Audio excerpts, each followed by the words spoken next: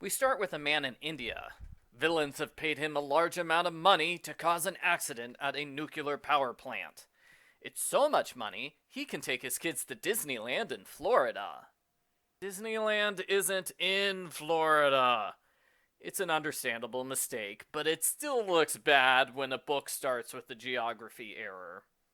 Argo Font Book Review, Argo Font Book Review. Alex, Sabina, and her father are going to a posh New Year's Eve party in Scotland. The host is Reverend Desmond McCain, a former boxer with a disfigured jaw. McCain now runs a charity after a failed political career that ended in jail time.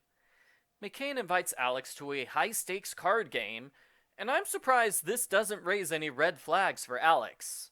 By now, Alex should know anyone with a physical deformity who competes with him is a supervillain. Alex wins hundreds of thousands of dollars on his first try with an extremely rare hand. I can assure you that gambling does not work like this in real life. Alex is a nice guy, though, so he gives all the money back to the charity. Alex and the others leave the party early. The car goes off a cliff and they fall to the bottom of a freezing lake. Alex has to break the window so they can escape to safety. He carries Sabina's father the entire time. They're helped by a mystery man.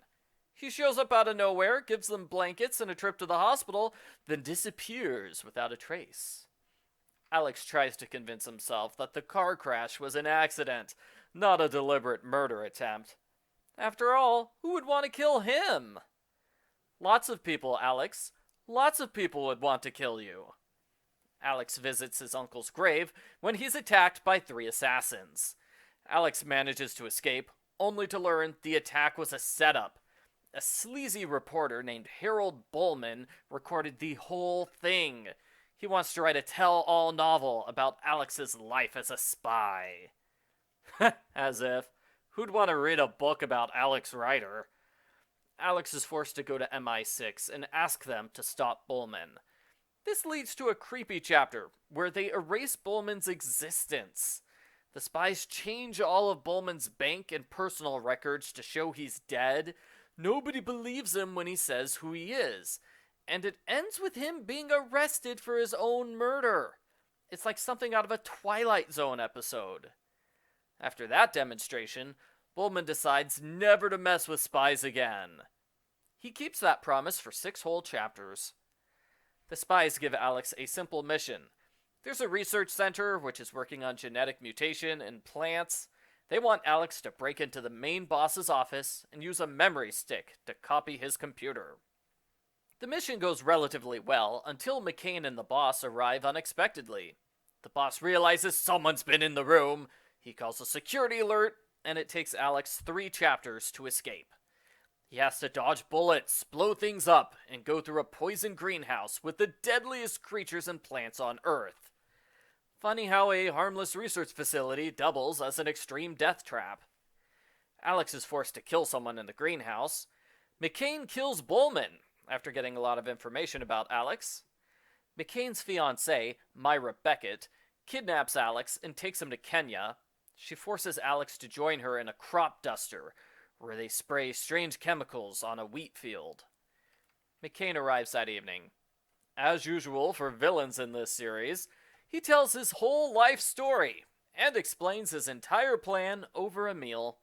He purposely creates disasters, so his disaster relief charity will get lots of donations. In this case, he's poisoning wheat to start a plague.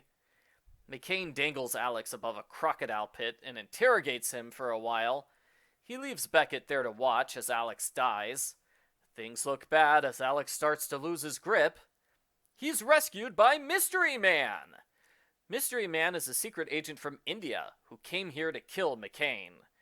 Mystery Man sends a message to his superiors, then he passes out, so Alex is forced to finish the mission on his own.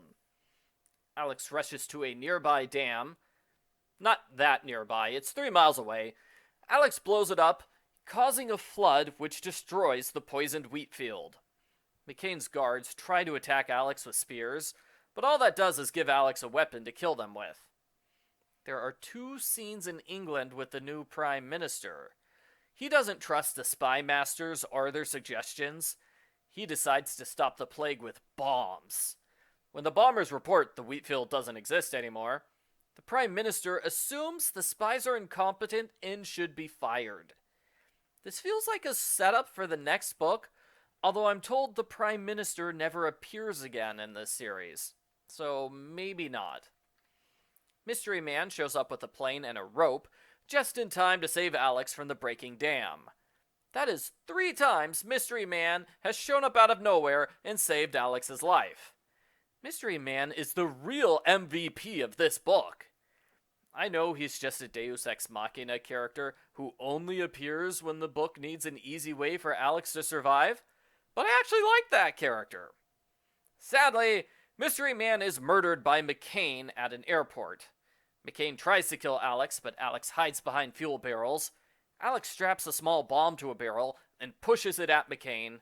McCain dies in a violent, fiery explosion. For those of you keeping score, both McCain and Alex killed 3 people in this book. They are tied. Alex is sent home, and he recovers at the spy hospital. Jack promises this will be Alex's last mission. There are 4 books left in the series, so I guess she's wrong. The end. Post-book follow-up. The Alex Rider books are much longer compared to the start of the series. It's not that the plots have gotten more complex, it's just that all the chapters and action scenes have gotten a lot longer. The author is really good at writing long action scenes without losing any tension. McCain is an okay villain. I saw many online complaints that he's a generic villain for this series, which is true. He's not that different from Damian Cray or Harold Sale, and he does a lot of the same things as them, like he murders someone to show how evil he is. He has an army of super deadly guards who shoot at Alex but never manage to hit him. And as I said earlier, he plays a game with Alex and explains his evil plan over a meal. Not to mention, he's a millionaire with a great public persona, he's got a physical deformity, and a cold, uncaring second-in-command. These things are built into the series formula at this point. Also, there's a scene where Alex is thrown into unnecessary danger to test his spy skills. We've seen that a lot before, too. The typical storyline didn't bother me. I thought all the plot elements worked, and it was an exciting spy novel the whole way through.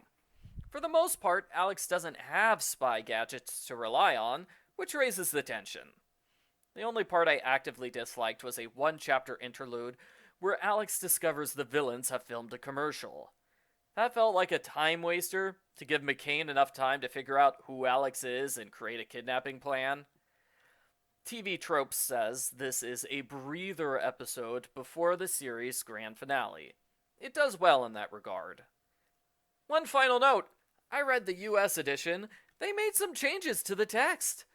The newspaper headline, Intelligence Chief's Facebook Disgrace, is changed to Intelligence Chief appears on Facebook.